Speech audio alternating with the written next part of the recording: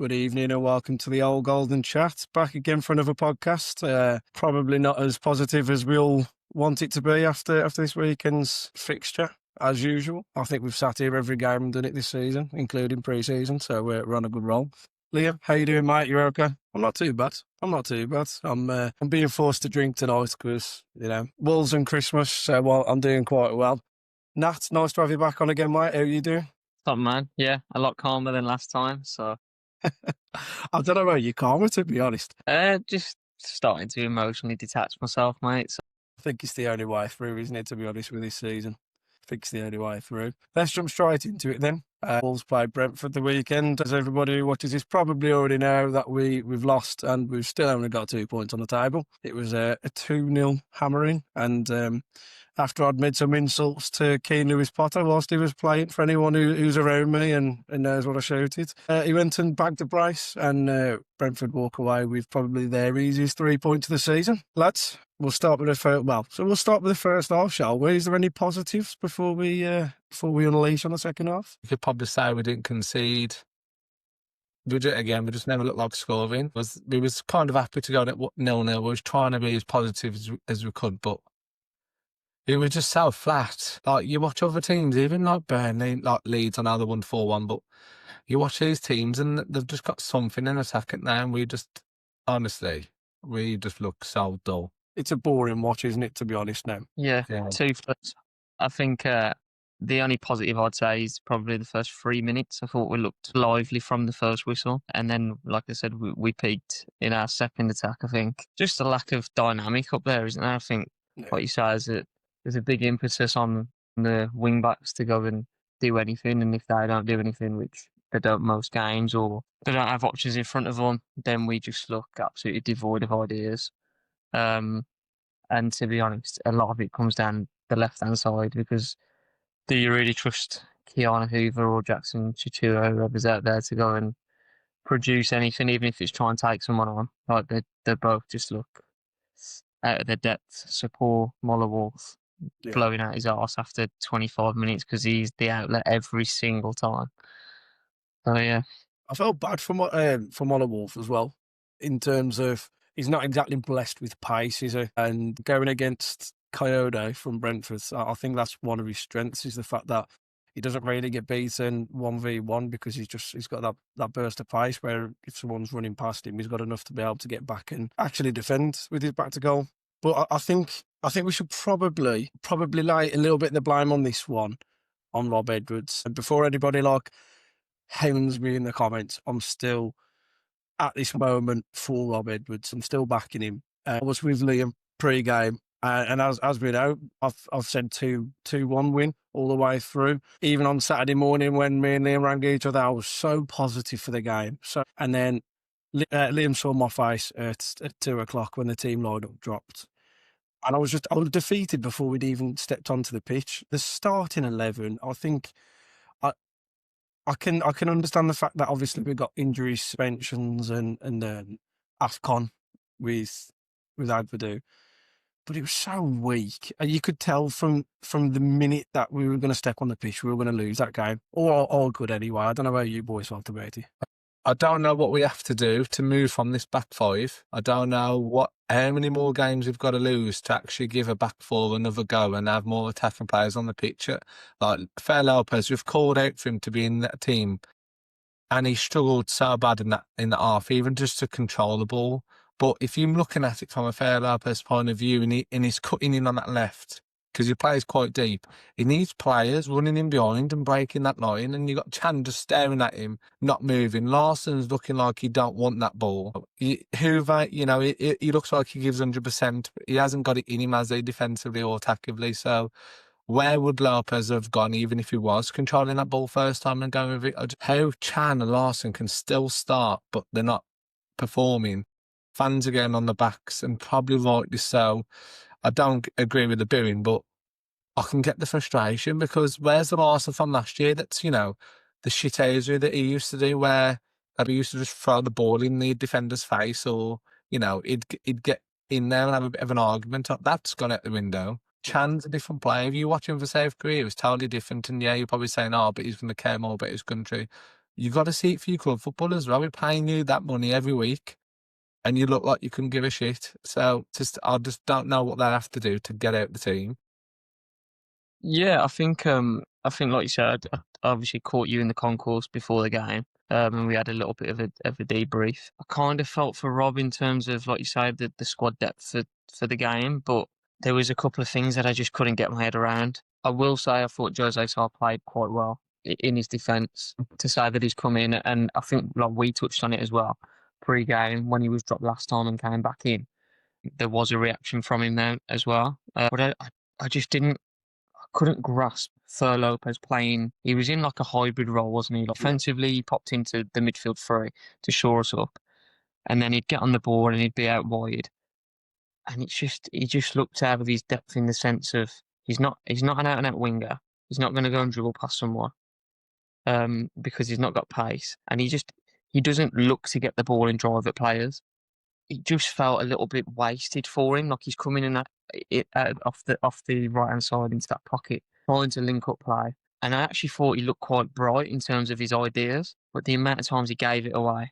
And I think a little bit of that as well was I'm not hammering him by any stretch, and I wouldn't give up on him either. Personally, like we've all been crying for him to be in the team, like give him a run. I think he was that desperate as well to kind of take his opportunity. And you're looking at the players around him, and like Liam touched on the lack of movement. There is nothing up there. There's two players up there, and then you're looking at wing backs. And like I said, when he's picking it up off the right hand side coming in, do you really want to pass to Keanu Hoover? And is he in the right positions for him to be able to reverse the ball? And is it even possible from where he is? And then you're looking at that diag to Muller Wolf, which it's so hard to play straight away. Both your midfielders in Gomez and Andre are known for being slightly deeper, so that there is no real option for him. So what he's trying to do is quite predictable. That being said, there were times in the game where he had the ball and he's tried to link up play and he let himself down with his quality of pass and his pass appreciation. But yeah, like you say, the ball went out to Molotov time and time and time again. Not once did I fancy him to beat Kyoto, and yet it kept happening. And it's like, okay, first couple of times you try and figure them out and you have a little run at them. After that, you're thinking this is the third, fourth, fifth, sixth time. You're getting done physically. And it was no disrespect to David Molotov because Kyoto is an animal. As an athlete, he's an animal. Really a brilliant footballer. But, I do like him. And I think it just summed up the team selection and where we're at in the sense of where else could we have gone? Hwang wasn't making the runs in the channel, whether that was tactical or not. I thought he actually put himself about in terms of probably uncharacteristic for Hwang in the sense of he's a player that likes to run in behind. I actually thought he backed up Nathan Collins quite well, back to goal. He kind of faced his own midfielders and tried to receive back to goal, and he did it a couple of times. The problem you had with Hwang was similar to Lopez. Anytime he was asked to actually pass the ball, he was horrendous. But I thought there were a few times where he's pinned Nathan Collins quite well, looked after the ball, got his body in. Surprisingly strong. Like I didn't anticipate for him to hold the ball up as well as he did at times, but there's no point holding it up if you're just going to give it away. But yeah, I just thought we lacked ideas against a team which, I don't know how many times have we said this, didn't have to get out of second gear. I thought that looked really poor. I looked at it first time and thought very for the taking, but we just lack any sort of attacking impetus. Yeah, I think I just want to touch on the Fer Lopez thing as well again for me, because like I said, we've all clamoured for him to be in the team. But my problem with Fer Lopez, and I absolutely agree with what you're saying, don't drop him. Do you know what? If anything, don't let him go out on loan and just play him for the rest of the season because he's here. We're paying his wages. There's no point. All right, he might lose a bit of confidence, but at the same time, he's still technically one of our best players. But he's so one-footed. We keep putting him out on that right-hand side, and players know what to do. Like we're playing in the Premier League. We're not playing in League One. Not playing it even in League Two. They know what to do.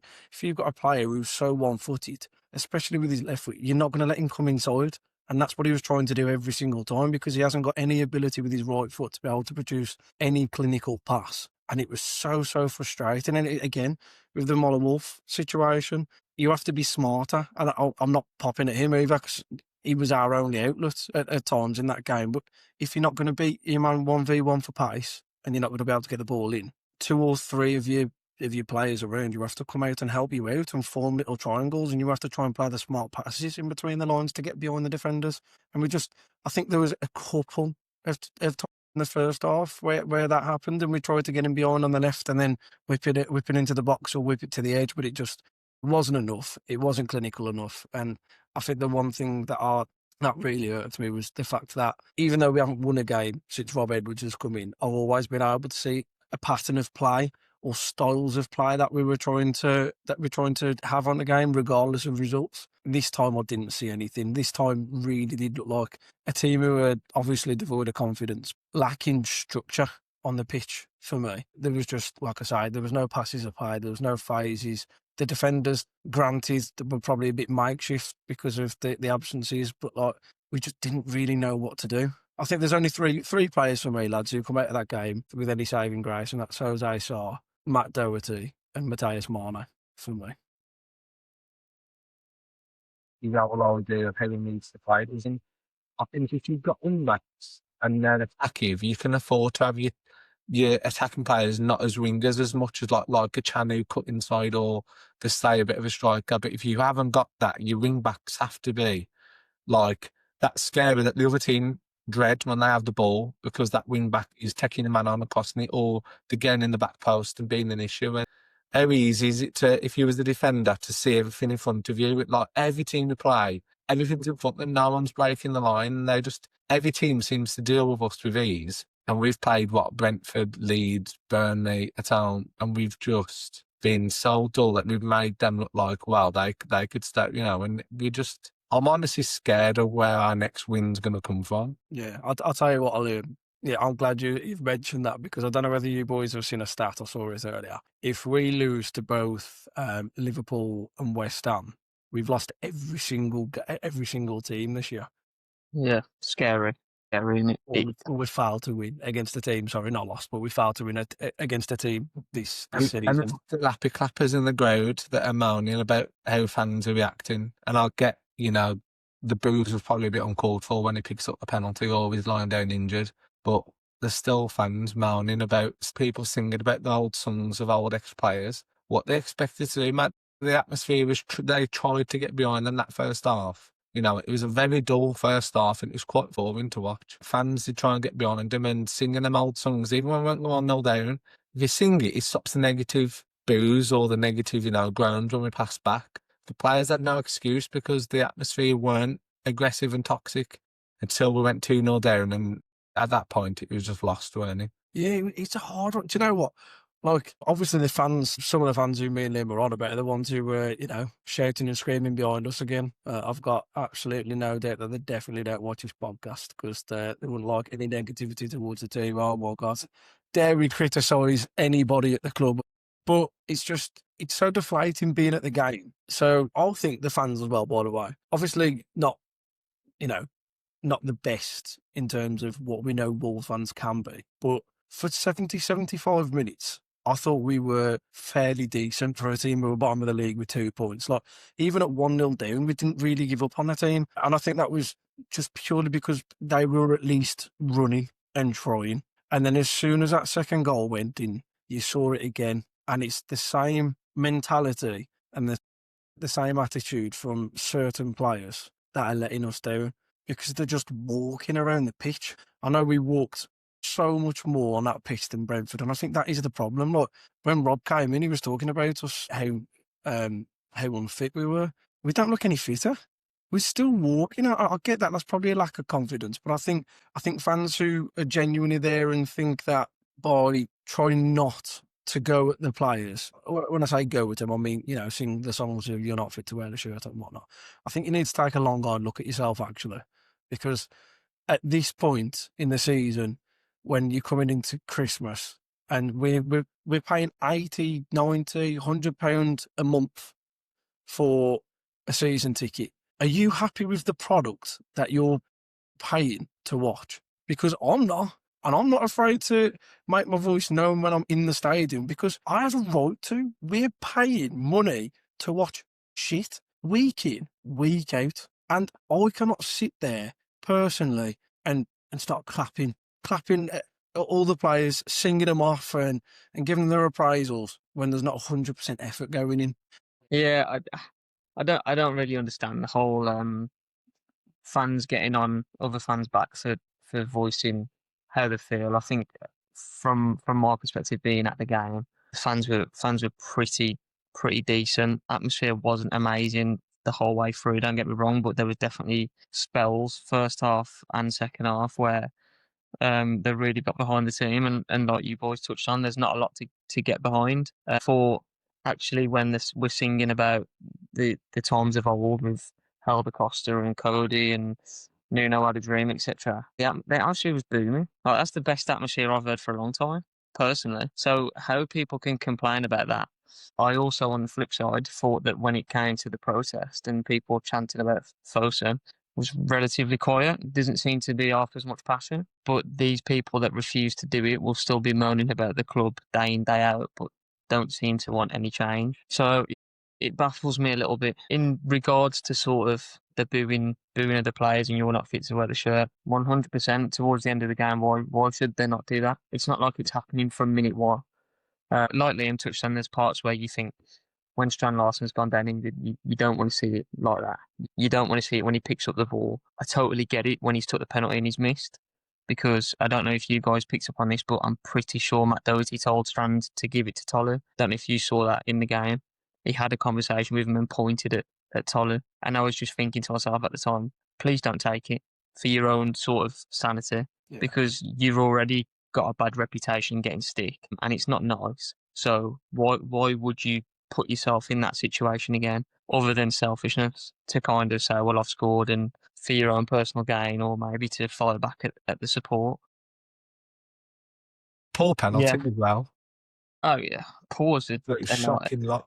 a nice way to put it. Liam Poor is. I thought it was pathetic, if I'm being honest. And it sums up sort of where his confidence is at, where the team are at. Yeah, I think we touched on it again, sort of, or I'll go back to it. You briefly mentioned it, Dan, about Mane, and Liam, you made the point about going to a back four. Shock horror. As soon as we made a couple of changes and we're getting someone in that's positive and wants to drive at players, we start to have an impact. I don't understand why the changes happen so late. I was even more baffled when Rob came out after the game and said we tired in the 60th minute, and that's happened in every single game. So if you know that that's a theme from game one to what are we now, game 6 of Rob Edwards, how are we still making changes so late? How are we only bringing on certain players at 10 minutes to go? What impact are you expecting Tolly to have in 10 minutes? You can see things aren't going well. You can see things need to change in a game, and you can see that we're either retiring physically or retiring mentally. I mean, I don't buy it a lot that we're so exhausted in the game, because we don't do enough to be exhausted. If I'm being brutally honest, like, who's making the gut busting runs to get forward, other than David Mollerwolf down the left hand side? No one else is going up and down, up and down, up and down. Yeah. Joe Gomez made a couple of runs. I thought he took the ball really well at one point, drove past 3 or 4 players. I don't think we do enough to say that our players are knackered. So it must just be, again, a confidence thing where they're looking and they're thinking, right, it's this time in the game, lapses of concentration, and we start to make errors. But for me, it's like Strand Larsen should never have played the full game. It wasn't working, take him off. 5 at the back is not working because we simply cannot get the bodies forward. And when I say that, I mean like in a sustained period where you're looking at the wing backs and they're up on the edge of the 18-yard box to receive the ball, and we're high. We're always deep, and it becomes transitional again. So it's clearly not working. The 5 at the back is there to kind of help us defend, which we do really well in the first half, and then we fall apart. So you may as well now just look at it and start saying, and I think Rob obviously touched on it again, that Mane will get more minutes. Everyone thought that after his last 2 cameos. What have we got? Like, what will go against us at the moment?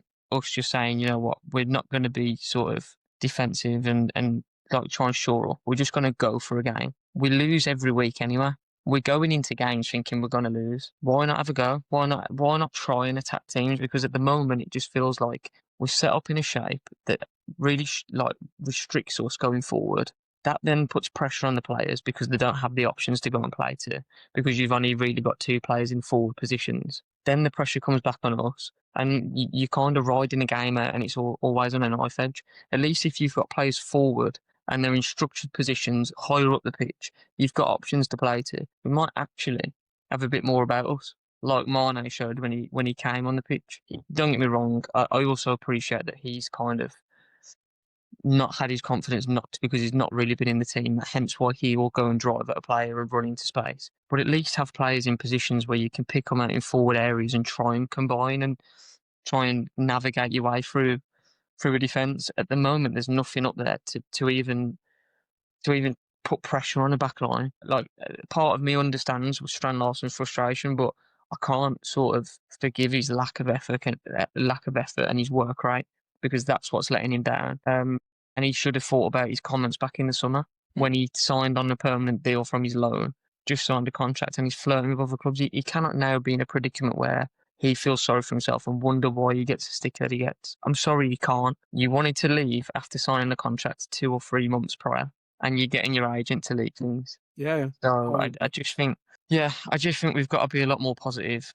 I personally would like us to ditch the 5 at the back because we've got nothing to lose, and I'm just sick of seeing it. It just bores me now because, like I said, I think I don't know if I said it on the pod last time or to you guys sort of off pod. I just think unless you play it in sort of advanced manner where your wing backs are really high for the bulk of the game and you're retaining the ball, you're having a lot of the ball, and you're able to get high up the pitch, you just can't create anything. You're looking at moments of brilliance to go and score goals. We don't have the luxury of Cunha and Aït-Nouri and Neto and those players that are going to do it. So let's just stop relying on sort of individual quality and try and push ourselves and build structured attacks where we've got players in those positions. And I think unless you ditch a centre back and you have a bit more structure, I don't think that's going to cool. Yeah, I think we need some wingers in January, don't we?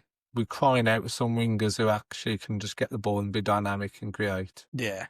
100%. What do you think about the formation, Liam? I mean, I've obviously cried about the 5 at the back for donkey's years now, and obviously I know we've only created a podcast this year, but anyone who knows me know that for about 4 years, literally as soon as Nuno left, I wanted rid of it because we'd seen the best of it.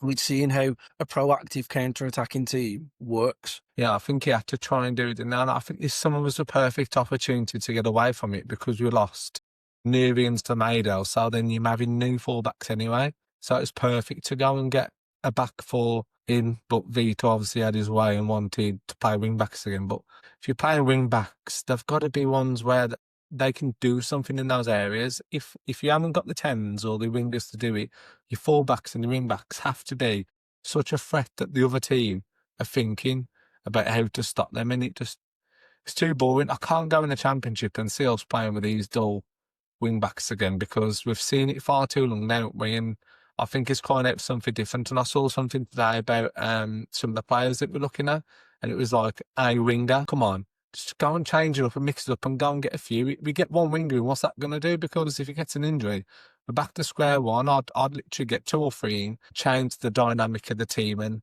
I think we've been, I know people were saying, oh, but we've had it worse back in the day. The last 2 or 3 seasons, it has been quite boring to watch Wolves at home. Yeah, if we're on the bounce, fair enough, we're winning 1 or 2-0. But I mean, like, just when we have the ball, we haven't been progressive enough and there hasn't been much movement or creativity. I think inevitably we do go down. If we do go down, I want to see it different. I want to see a bit more, we're always on the front foot rather than us just sitting back and waiting to catch them on the break with the wing back. So I'd change. And like I say, we've lost every game. Just change it now. Go to a back 4. You've got a January window coming up. I'll probably get that you don't know who's going to be coming in, but go and change it now. What I was going to say to you too, what do you reckon of Matt Doherty's comments? Because to me, for him saying that players were looking somewhere along the line about them trying to get out the team or, not really wanting to be there and looking out at January. We've all said it, that they're going to be looking at going on January, but for him to actually come out and say it, I thought, you know what, fair play, that's what I want to be hearing rather than players, pretending that they care about the club and they obviously don't. What do you think? I think it's, I think that this squad's been cried out for, to be honest. I'm going to be perfectly honest. I understand why it wasn't named captain because I think we probably all thought that he wasn't the first name on the team sheet this season. But in terms of someone who's got a voice in the dressing room and there's someone who understands the club and understands the fans, I think he hit the nail on the head, to be honest. He's calling out players for not giving a shit. That's exactly what he's done in that interview. And I absolutely loved his bit about, do we want to go down as cowards, or do we want to go down as players who try to get the easy way out and leave in January? Because that's exactly what they're doing. People like Strand Larsen are the prime culprits of that. And I've got to say, look, I was such a massive Strand Larsen fanboy before this year. Like, he'd only played one season for us, and I thought, do you know what? I can see someone like him leading the line for years to come and giving us the same sort of feeling and admiration that Raul Jimenez got. But he just doesn't give a shit, and it's as plain as simple as that. Which players do you think Matt Doherty was on about, boys? Definitely Stan Larsen. I'll Strand probably reckon Larsen. Andre just don't look interested. Nah. Even the way he comes over and claps at the end when he's just standing there in. It's all half-hearted, isn't he? Yeah. I think he was probably talking about. I tell you, who my money would be on as well. John Arias. You see him try and walk straight down Yeah. the top at full time, and Yeah. Huang forced him back towards the fans. Yeah, listen, I just want to touch on that. Whilst I like the sort of interview and the honesty, I think I'm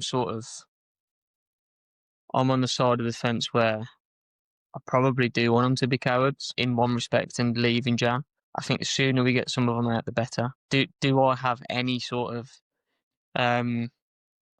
relationship and like for any of those players? Really, I don't. And I think you're looking at it, and I think Strand Larsen, for the club, for the fans, for himself, ideally he needs to be gone 1st of Jan. Just get him out. That is just a massive relationship between all three parties that just needs to end now before it gets worse, because it's a hindrance for everybody.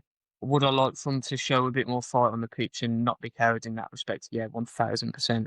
And be brave on the ball and make runs in behind, totally. But do I want all of them to stay and finish the season? No. So there is a select few that I would like to just say, yeah, get yourself out of here.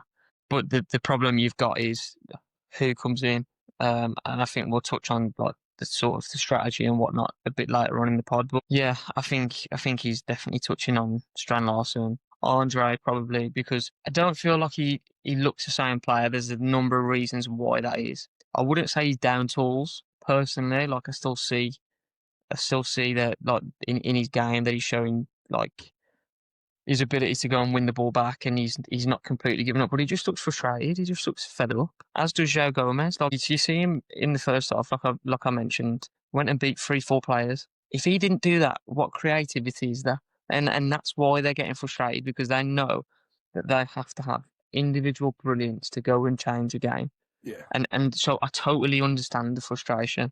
And they must be fuming at the club because they've been sold down the river as well. They must know that the players that are around them or themselves are not good enough. But you would know 1,000% playing. How many games have you played now? Got to be 16, 17. 16 games, right? 16. You would know by now whether you're cut out to be in this league or not. You would know after maybe 5 or 6 games whether you belong in this league or not. So there's a lot of players in there that have got confidence issues. One, because we're not winning. And two, because they know that either people around them aren't good enough or themselves aren't good enough. So I get the frustration to then be in a predicament where you're that scared, the fear that's spoken about. Like your professional footballers on however much money. Yeah. And we talk about the very basic is give 100%. That's not just 100% defensively and 100%, going in and putting a tackle in fully committed. That's 100% to go and try and make a forward run and then get back. Yeah. Do you know what I mean? 100% to get on the ball and try and play that tricky pass. I get it. Confidence changes things slightly. But yeah, there's just a few too many that are scared. Yeah, go on. Can I quickly jump in about the João Gomez situation? Yeah. One thing I do feel sorry for him for, when you were talking about him obviously being sold down a river, if we think back to when Wolves signed João Gomez, look at the players that we had when he was brought in. We still had Ruben Neves. We still had, I think, Mario Lemina. I went to that Southampton away game and I can just remember like some of the quality of players that we had. And then the massive turnaround in such a quick, short. I mean, how long's he been in the club? 3 years now? Is this his third season? Yeah. Yeah, Yeah. Lopetegui signed, didn't he? Yeah. So if you're looking at Israel Gomez in that season, he's probably coming and thought, all right, we're not in the best league position, but the players we've got around, I'm so happy to be here.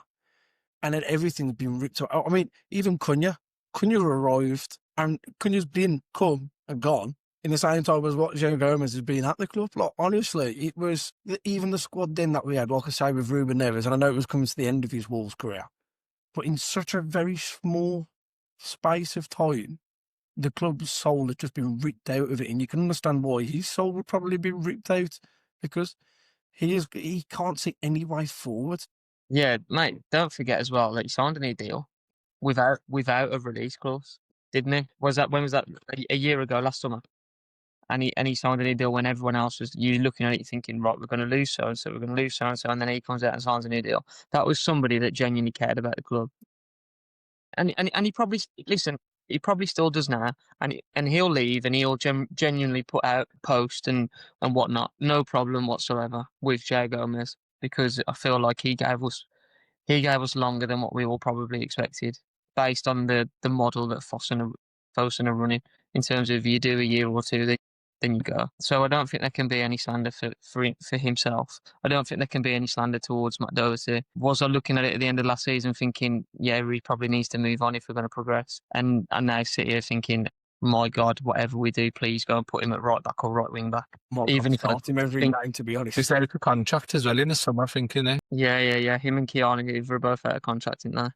But yeah, I think you bang on, mate. You look at it and they look at it and they have no sort of connection, the majority of them, because they know they're not going to be here for long enough, or they feel like they've been sold down the river because all the quality players are going or gone. They were probably told this summer, well, as Vitor told us at the end of the season, we'll have a better squad, because the Cunha deal was already pretty much announced, wasn't it, before pre-season and stuff.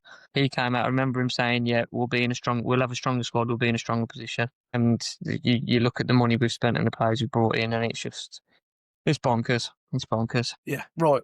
Let's move on to not much greater news, to be honest. I mean, protests for people who were outside the grounds when we were standing outside for 15 minutes and said it won't work. It did. It can. It has. Jeff SHI has left it as the chairman of Wolves. I obviously made a video about it earlier this week, so if you haven't, go and check it out. He was replaced by Nathan SHI. Nat, what you doing, mate? What you doing up in the chairman street? Mate, we'd be in a better place, trust me. I have no doubt. He's no relation to Jeff SHI, as Wolves had to very. Who, me or Nathan SHI? I'm definitely no relation to Jeff SHI. Don't tarnish me with that, bro. Oh God, I think you're probably a bit taller than them, you mate. To be fair, Just mate, if I've got the right shoes on, maybe. Yeah. So Jeff SHI's gone. Nathan SHI is at the helm of Wolves. It's still not looking good, is it, lads? I mean, to be honest, I don't know whether you two saw the article that came out by Johnny Phillips earlier. I kind of half expected it, but you kind of, obviously you have to link the puzzle pieces together anyway, and you have to presume that with Jeff SHI still being involved with Fosun Sports Group, Wolves lie underneath that umbrella. So obviously everything was probably going to go to Jeff SHI. Obviously, Wolves have made an announcement to say that he will have nothing further to do with Wolverhampton Wanderers. But Johnny Phillips has pretty much swiped that off and said that everything that goes through Nathan SHI will probably go through Jeff SHI before it ends up at Fosun anyway, which I think we was all pretty much half expecting. And I think that's why the protests have to keep happening, and they have to be slightly raised at every home game for me. To be quite frank, I don't think there'll be any change. I think we're kind of looking into this January transfer window, and everybody's wondering what direction that they're going to take us. The direction that they'll probably take us, despite Jeff SHI telling the fans that they were delusional, is self-sustainable going into the January transfer window. And to be honest, when I say self-sustainable, it's going to be even worse. We're going to sell millions of pounds worth of, I'll say, after watching them this season. But I can't see him spending much money. And to be honest, I don't think I'd want him to. I think it's obviously something that needed to happen with Jeff SHI leaving the club, and obviously Nathan SHI is on a interim basis. But it's just going to be another member of Fosun, isn't it, lads? Yeah, I can't say. If you was Fowson and you really cared about what happens next, and you've already got rid of Jeff Shee, surely the next person that comes in has got a bit of football knowledge, a bit of a football background, like someone who's coming in who's going to have a few contacts, or but like, right, this is the way we're going. This is the new style. This is what we're going to do. This is what the fans are going to want us to play like. And obviously, you're then choosing that Nathan Shee to come in, and even if it's temporary, that's just basically just trying to, to calm down the protests that was happening and to stop it getting any bigger. And I can't see. I can see them giving all the talk they want, but I can't see them putting where the money where the mouth is and going out in January and sorting it out. Because at the end of the day, what players are going to come in? If you're a player that Wolves are interested in, but you've got Leeds, West Ham, Forest, Fulham, Brentford all looking at you going to them as well, why would you choose to come and play for Wolves, especially those players like, like you Raheem Stellings, who he might be looking at trying to break into that World Cup squad very late? I know people has taken the mick when I mentioned him before, but if anyone wouldn't have him in that squad, that I don't know what they've been watching, because I'd have him any day of the week. But he definitely wouldn't choose us. Like Calvert Lewin, I know a lot of Allsanders like saying that we shouldn't have signed him in the summer. I think he would have scored been any different to us now with the squad we've got. But those are the signings that have been in the Premier League before. They know what to do. But I can't see us signing any of those players in January. You take Oxlade Chamberlain as a I think rogue shout in the for dark. half a season to try and have something to watch with excitement, I would definitely take him. Yeah, I think he'd walk into that team. Would you not? No. Look, it's one of them for me where I only throw that name in because I was listening to the Talking Wolves podcast there, and it's just, for me, it's like I just want some players who are going to make other players take accountability. But I I think don't think you can go and I don't think you'd attract players though, would you? Then them knowing that we're going down, I think you would struggle to attract. I think you've just got to have maybe short-term, temporary basis players just to steer us over the line, don't you? Because I don't think you're going to get any quality to come in thinking I'm going to play in the Championship next year. Yeah, I think the strategy will be try and get players in on loan deals, and I'm not against it. If I'm totally honest, I think I was having a little conversation with Concept Scouting earlier today, and I said like exactly what Liam just said. He was talking about Terra Moffat at the time, need to get him. and obviously he's been linked recently, and we were just discussing that he'd be a good fit, both Premier League, Championship, powerful, pacey, left-footed, etc., and then got into the little conversation of it'll probably come down to sort of game time and then the type of deal that it is. Listen, if he's got Leeds, Forest, whoever linked to him, but he knows that he's going to be second string, why would he go? That being said, if it's a permanent deal for Wolves, he's going to be looking at that thinking, I'm going to be in the Championship next year. If he knows that Wolves are coming in on a loan and he's going to play 80% of the game, he might very well come because he's putting himself in the shop window for the summer, playing Premier League football, potentially could score goals, would offer something different, right? So I think it depends on who's available. And then you've just got to be sort of wary of which route you go down, because we could potentially sell quite a lot of players. We could then have a big turnover and bring a lot in. If we're not winning games, we then get relegated. They're all in the squad with the same hangover that the majority of these players have got, which then makes next season so much more difficult. So I think it's a balancing act of you maybe bring in 2 or 3 permanent deals if you can, depending on who's available. Maybe you shopping in the Championship or whatever it may look like. And you get a couple in that you're going to sort of really build the spine of your team around, and they've only got to put up with it for sort of 3 or 4 months. And then the rest you're bringing in loan players, whether it's experienced loan players, young players that are going to be direct hungry, like your Mane's, not exactly that raw, but you know what I mean? The younger type of players that are a bit more fearless. And have got a point to prove and want to show who they are and make their name. But it just depends what's available and what the plan is. But I think for me, I just want to see players come in that sort of start to bed into a club philosophy. I don't want to see all Rob Edwards' targets come in, just like Vitor's targets came in the summer and were terrible, just like Lopetegui's targets came in and had a sell-by date and have pretty much all moved on. Like, I think we need to completely strip it back down and say, right, this is what we want in a Wolves player in these areas. This is what it's going to look like, because there's no guarantee that Rob will be in come the end of the season. I'll be honest right now. I didn't want him in the first place, but I'm not like Rob out now. I'm not. Do I think he'll be in come the end of the season? I think that results won't change enough and their question marks will be asked. And ultimately, like if he was a Jeff Sheep man and someone else comes in and takes over, again, do I think that'll happen?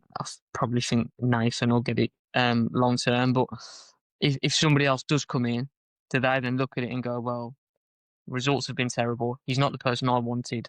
Let's wipe the slate clean and start again. Because that would also be sensible. I think the whole planning of we're going to get Rob Edwards in so early was such a risk because he's still got how much of the season? He's probably going to have had 70% of his Premier League season. So if things have been that bad and that drastic, and you get towards the end, there's no guarantee that he will still be in a job. So if we give him the keys to a January transfer window, somebody else could come in pre-season and say, well, don't like him, Yeah, don't want this. I don't want to play this star, so he's got to go. And you're left with an even bigger problem again. So they need to iron it out, sort of come up with a plan that we're going to stick with and say, we're going to play this way, so we need these type of profiles and characters fitting into, I don't know, 2 or 3 different systems, because obviously all systems can change and interlink, and what they look like on paper, they might not transcend to on the pitch. And then in terms of sort of the change of chairman, I think the fans have just got to carry on as what they're doing as they are. Because for me, it's a step in the right direction, but it's also a massive publicity stunt for me, getting rid of Jeff Shea. Yeah. The night before a game, just so maybe the atmosphere wasn't as toxic towards the owners. And with all the stuff coming out, he's still going to be involved by the looks of it. Although, don't take Johnny Phillips' word as gospel. Nothing against the bloke, but he also told us that Penny had dropped in the summer. So that obviously never happened. Or if it did, nobody bothered picking it up, so we didn't have any good luck. So I just think you've got to be careful. You've got to keep protesting because you want bigger change than what's happened. For me personally, you want them to be more active. You want them to communicate more. We've still not had proper communication. Let's be honest. This is the direction we're going. This is what we want to achieve. We've had drips and drabs. We want the next chairman or whatever the title is to be someone that's got a background in football at least, at the very least, because you're trying to build a real strong team now. All of the sort of clubs that have come up recent years and really solidified, your Bournemouths, your Brentfords, your Brightons, they've all got a really solid setup, and they also replace really savvy, whether it's playing staff or technical staff or staff in higher up positions, and we need to be a bit more streetwise. So yeah. Shall we go on to a little bit of news that we've had from today, boys? I mean, I think we've obviously spoke slightly about transfers. Again, to Sky Sports, Wolves are still going to be backing Rob Edwards in January. Regardless of everything that Nat's just said, Sky Sports just want to go in and take it straight out of the park. They're going to be looking towards signing a goalkeeper, right wing back, a centre midfielder, a 10 or an attacking midfielder, a winger and a striker. Look, I think the problem that we've got is when we go into this January transfer window, obviously Liam's touched upon the fact that who would want to join us, and I think you've made a very, very smart game. So argument to that, Nat, with loans, I didn't even really think about that myself. Like the loan market, I think some things that we're going to have to exploit this January transfer window. But what do we do? Rob's in charge. For me personally, I probably agree with Nat. I think he's probably going to be gone at the end of the season. Do you think he's going to be gone as well, Liam? Before I move on, I can't see him losing every game and winning the odd one, and him being able to galvanise that group and get him going again. I can't see it happening. I'll be very shocked. But then again, I wouldn't put it past Felsen to be giving him the summer and then sacking him in October when we're in the relegation zone. So, I could see that happening. to run it back and get Sol back and back. Wow. Do you know what? He's still not done a bad job in Norway, has he, to be honest? Get and he knows stranded how to get the best out of Larson, eh? Christ.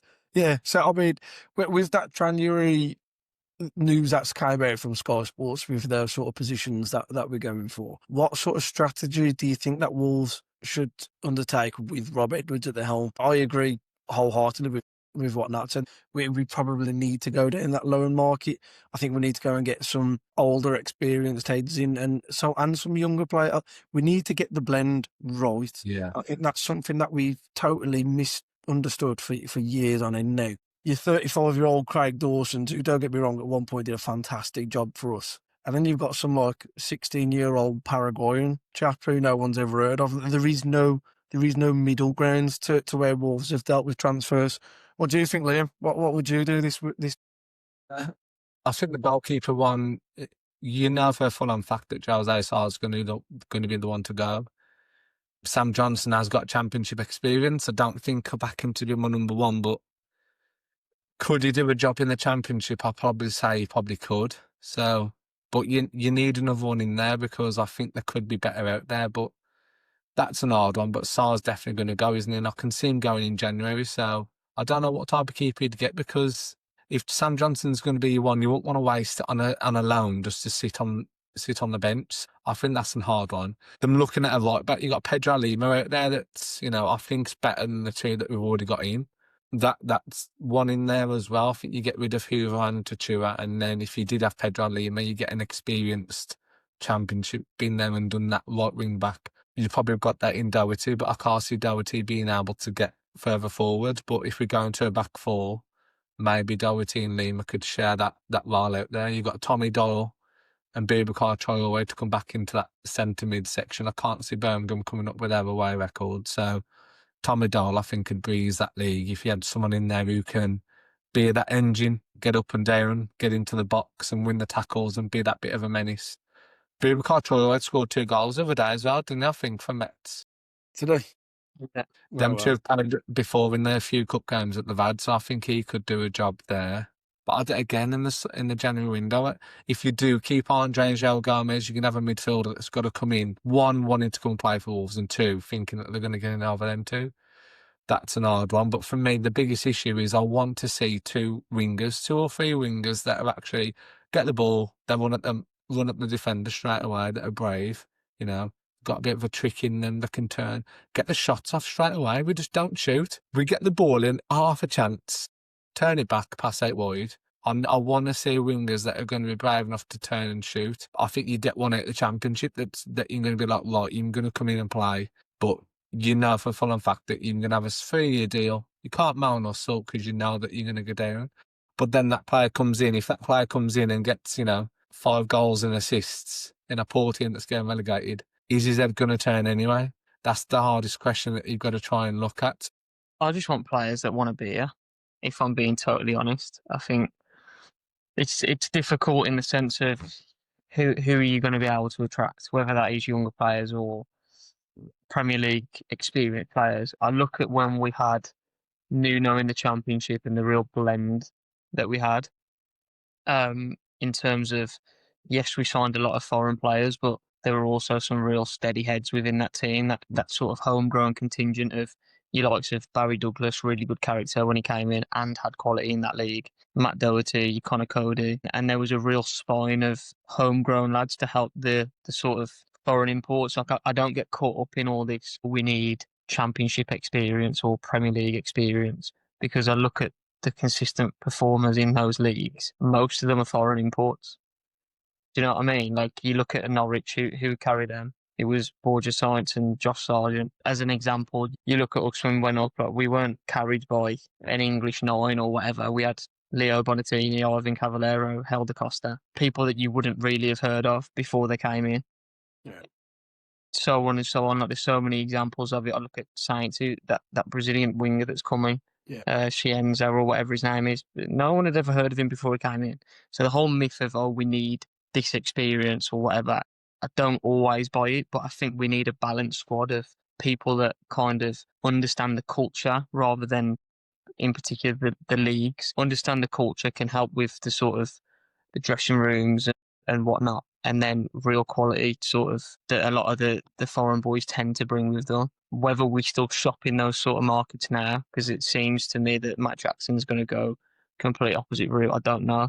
But I would say that whoever we bring in, we definitely need pace in the forward line. That's a non-negotiable, regardless of the quality. Like I don't want a Jackson Chachua type winger, but we definitely need someone that's pacey and wants to go 1v1, because it doesn't look like we've got so much structure. By all means, give them freedom and bring in those types of players. And then just bring in players that want to be here, whether that's they're happy with the idea of getting relegated and giving it a good crack next season. I'm not one personally that looks at it and thinks we could double dip here. I really don't think that'll happen. Because I think the squad has got more than enough quality in it next season to compete in the Championship. Whether that means we go straight back up, I think that would depend on investment in the summer. But I don't think we'd be anywhere near the bottom. When you look at the quality of the bottom end of the Championship table at the moment with your Oxfords and Portsmouths, and I think we're some distance away from that. But yeah, I think we need players that want to be here, players that can connect with the fan base, with the club, because I feel like we've lacked that a lot. Like I touched on earlier, we're joining thinking we're going to be gone in a season or two, and then it's really hard for us to get behind them because you start to hear murmurs, don't you? Pretty much 9 months in, murmurs all looking or so and so is linked to. It comes out for a reason. Yeah. So yeah, I think we need. There's certain areas that we really do need to strengthen. Do I think we'll get all of those players, all of those positions that Sky mentioned? Absolutely not. I don't. I think it was similar in the summer. We're looking at it, we're thinking we need X, Y, Z, and we only ended up getting Z. Do I think they'll do enough? Do I think they'll be as proactive as they have been in other January windows? I'm not sure based on the circumstances. And like we said, who would want to come? But definitely sort of people that want to be here and people that can be dynamic and direct in the final. Yeah, I think wingers are going to be something that we need. I agree. I just want to see some direct wingers. I just want to see someone who's brave enough to take it down the line. And this whole thing that we've been doing at the moment is trying to get balls into the box. Like the standard of quality of deliveries has been non-existent at the best of times. I think we've probably put 2 good balls in since Rob Edwards has come in, and that's no shame on him. It's just the quality that we've got in the squad. I'd like to see some fast, direct wingers. I'd like to see a different type of striker. I think, like I said earlier with Wang, I think he did really, really, really well, to be fair, at points in the game against Brentford, especially with his hold-up play. I want to see someone who's got a turn of pace, who's going to get him behind the defenders. I think Raul had that perfect blend of being a big man to some degree who can win his headers and hold the ball up really well, but he wasn't shabby. He would often find himself on the wing and be driving at players, and at the same time, he still had a turn of pace to be able to break the lines beyond the defenders. And I think it's just a random name that I'm going to throw out there. But like say if Callum Buendo was looking for a move because he's had nothing at Forest, I'd probably take if Forest had let us take him for like 6 months. So somebody who's just going to feed off those runs that. Off those balls that maybe Oxford Lopez could play in behind. But I just want a bit of a difference. I want to fall at the back. I want a bit of difference. I think we'll sell like Strand Larson, Gaze Gray, Edward Jose Sarr. I think there'll be money to spend. I don't think they'll spend big, and nor would I want them to spend big. But I think I agree with both of you, to be honest. I think I want players who want to be here, and I want direct players. Whether or not they're here on loan or whether they're here on a permanent, and the grateful for the opportunity to play in England. That's kind of the way that I would look at it, I think. We did have a question from Matt Alford, but I think we've pretty much just covered it straight away. That's like, what do you think the club's plan will be going forward under Nathan Sheehan? What sort of caliber of players? I think that's pretty much answered, Matt. So thank you for your question, but we've already done it. Shall we move into a game, boys? Because I'm just, you know what? I'm sick of having to talk about Wolves on the pitch and off the pitch antics at the minute. I think I'd rather just play a game. Is anyone going Liverpool? Just before we get onto that. I'm not, no. I'm at work, and to be honest, I think even if I wasn't, yeah, sensible choice, mate. Yeah, sensible choice. Do you know what? That's the thing that if I'm going to spin this whole shit season on its head, the one thing I'm looking forward to next year is the fact that there's so many grounds in the Championship that I haven't been able to go to as of yet. And I'm hoping people like Oxford and Portsmouth don't go down, because I'm desperate to go to Fratton Park. I want it to be there. I haven't been to Millwall yet. I haven't been to Middlesbrough, and I've got loads of mates at Middlesbrough, and I want to go and have a night out. So do you know what? I'm going to spin it on his head and say, maybe I don't care too much about us going down at the minute. I just want to go and have some fun in the league below. Shall we play a game of Career Path, boys? Come on. Yeah, go on. So, for anyone who's watched our previous podcasts, it's usually like I'll say one and Liam will say the other. But whilst there's the three of us, I'm gonna play host for today. And I think every time that Nat's on, we'll make this into like a little mini series of Liam versus Nat football knowledge. I've got 6 players here. We'll go through the career paths. You got to be quick to shout them out. Don't get, if you can get them early in, don't worry about it. I'll go and get some more off the internet. I'm not too bothered. Are you both ready? Yeah. Yeah. There's a mix of a blend of old and new, but nothing too drastic. So he started his career at Hibernian. Lee Stephen- Griffiths. Sorry, Stephen Fletcher. no, Liam. Lee Griffiths.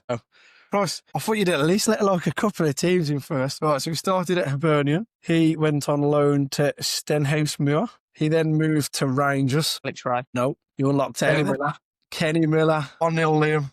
He obviously then moved to Wolves before for having a bit of a weird career, didn't he? In the end, Kenny Miller. Him Bursus. and Alex Ray were just back to ballers, weren't they?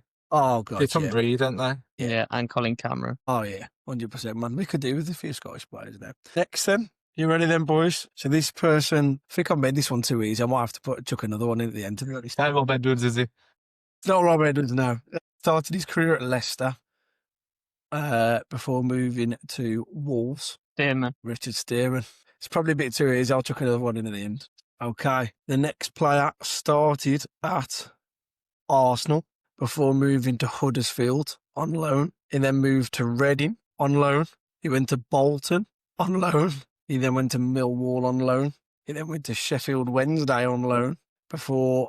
he had another loan at MK Dons. And then Jeremy moved- England, is it that winger we had? Hey, no clues. I'll carry on. After his loan spell at MK Dons, he became a permanent fixture for Wolves before moving to Bournemouth. Toby. Benica Phoebe. Disappointing. That took me so long. I should have got it from Arsenal and MK Dons. I thought the MK Dons one would have given it away. Yeah. Sweet. The next player started his career at AS Valence in France. He moved to Clermont B.